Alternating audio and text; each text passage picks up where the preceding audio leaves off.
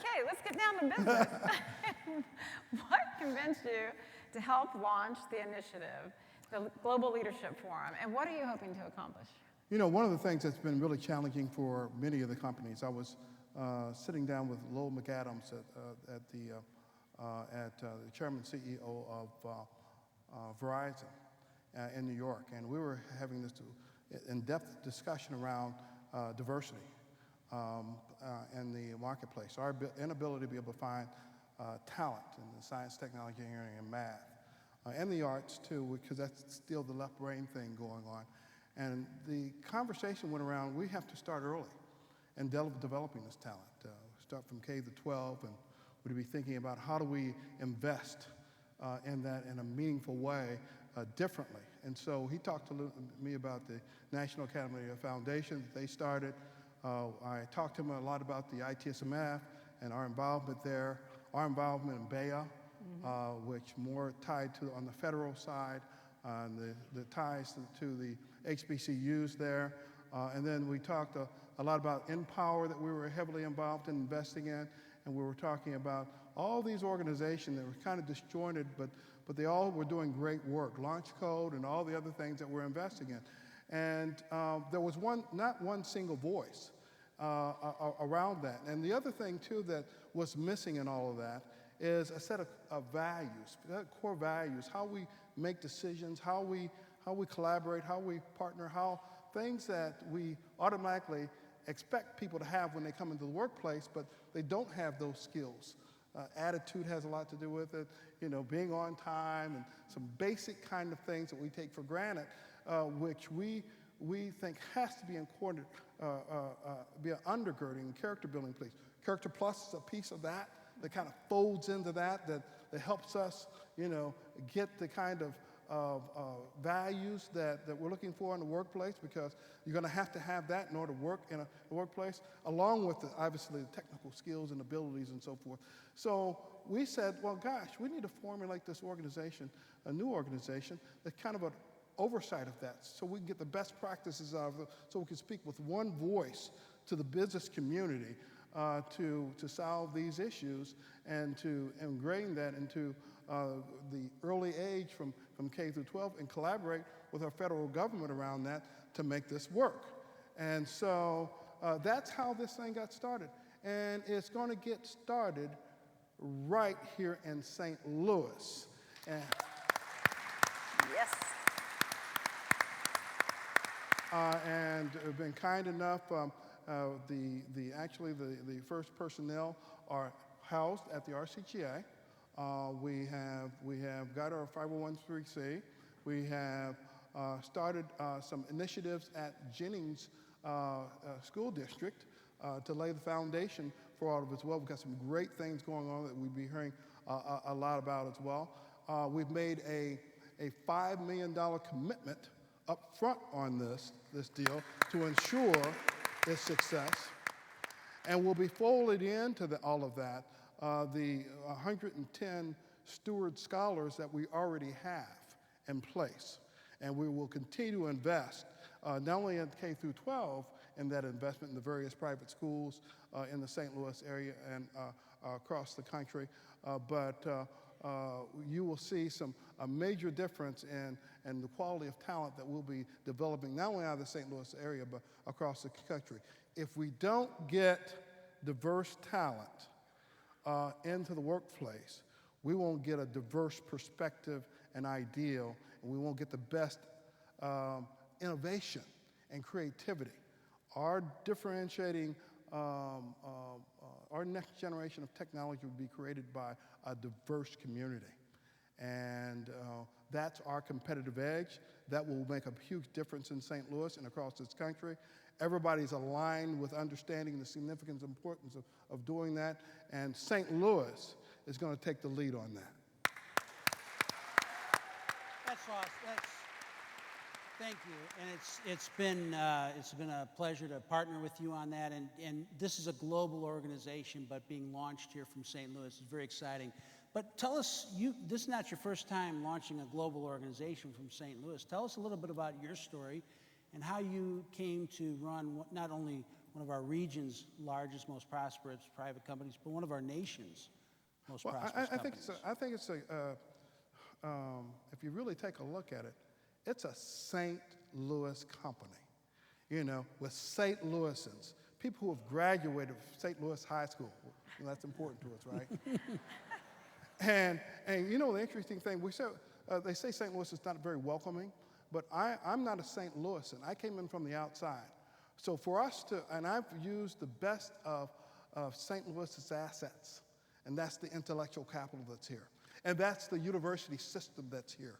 That's the rich art from the art museum to the zoo to all the community assets that you've had here, taken advantage of. I've taken advantage of all the United Way agencies, if you can really think about it, because when I first came here, I had a dashiki and I came here with one bag, a green bag, and I hitchhiked here, and I had platform shoes on, I had bell-bottom pants on, I had a peace sign on here, like that, had a big afro. I was 6'9" then, okay?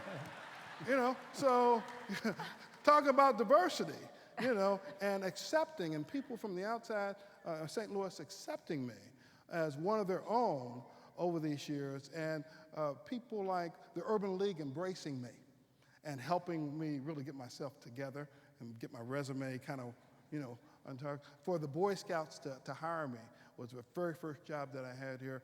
And so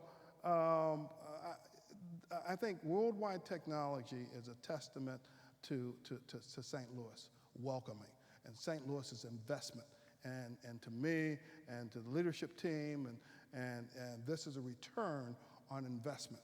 And we feel like we have an obligation to the community to pay back. And so you'll see our placards, you see our investment, not only the business itself, but me personally investing in this community because of that. And so talking about 100-fold return on investment, you know, St. Louis, I hope, feels like they're getting that. So this year, our company, we will likely, the first 7 months of this, we've grown 33%.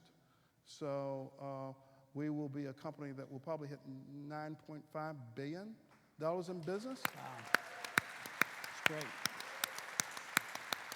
We're a global company, and we think that some of the things that we're doing in our Advanced Technology Center is helping to shape and define the next generation of technology, whether it's in cloud, or whether it's in security, whether it's in big data, whether it's the stuff we're doing around network, whether it's stuff. I mean, we're doing some amazing things. If you haven't had an opportunity to go out to our web and take a quick look and some of the amazing companies we have the pleasure of working with, or the many people who are coming out and learning about, you know, how we collaborate and how we work on the next generation of technology with companies like Cisco. We're their largest partner in the world, or HP, the largest partner in the world, or EMC, the largest partner in the world, and Dell, and VMware and Citrix and all these major IT companies from Silicon Valley. Actually, we're thinking of us as the Silicon Prairie right here in St. Louis, and the intellectual capital that's coming here. It is so exciting. So if you ever get an opportunity, come out, we'll take you on a quick tour, and so you can take a look at what we're doing for a number of major companies here, the vertical markets that we're involved in as well, from utilities to telecom to the federal government to intelligence based on the federal side to the stuff we're doing in healthcare, are amazing next generation kinds of intellectual capital that we're building right here in St. Louis to serve the world and making a huge difference in the lives of people in those businesses.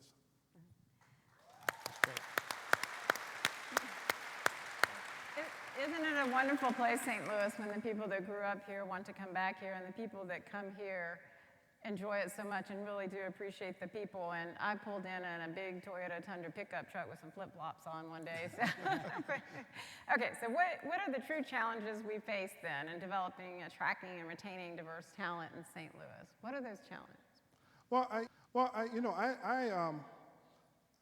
We just need to agree upon what is the best way to engage the diverse community in a meaningful way. I think, education is a big part I think, solving some of these issues. I think reintroducing a set of value system that I think is vitally important for how we agreeing upon this value system is how we make decisions, how we collaborate, how we work together, how we do things. I think that our community is very receptive to that. If you really take a look at this community in caring and how we invest. You've run the United Way campaign. You see how this community comes together on what we agree upon. We care about deeply about this community, and we come together on that issue. I think on this whole diversity issue, I think we are coming together on that issue. And what greater way to look at this thing than the model that United Way has already done. So we're already doing it, you know. And thanks to all of you for the work that you've done under United Way's umbrella. We have shown through that we're able to come together. For any organization to raise $75 million, which we'll raise this year, to come together to do that. And I just came from the African American Giving Initiative, the Charmaine Chapman Society, and they're excited about, you know, what they will contribute and what they will do around that, around giving. You know, this is the most generous community in the country and in the world.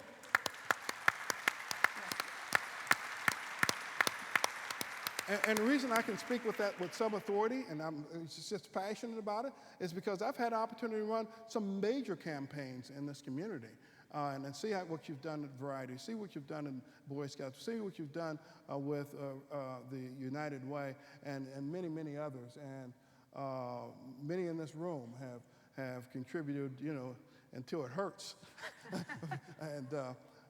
But I know that many probably won't want to receive my telephone calls anymore as well. But I think we've got the answer. I think we've got the model. I think that this community is prepared to do that in a significant way, knowing that it's a big challenge for this community to move forward. Well, David, we wanted to make this time available tonight to announce this initiative, the Global Leadership Forum. We'll always take your phone call, always. And, you know, thanks to your helping this community come together around creating the Fellows Program, the St. Louis Business Diversity Initiative under the leadership of Al Patton has helped. I would imagine there's probably some fellows in the audience tonight, and your leadership has helped that make that happen too. So we thank you for being here. We're going to look to see what it happens with your company, and we're there for you on Global Leadership Forum. Thank you. Thank you. Thank you. Appreciate you.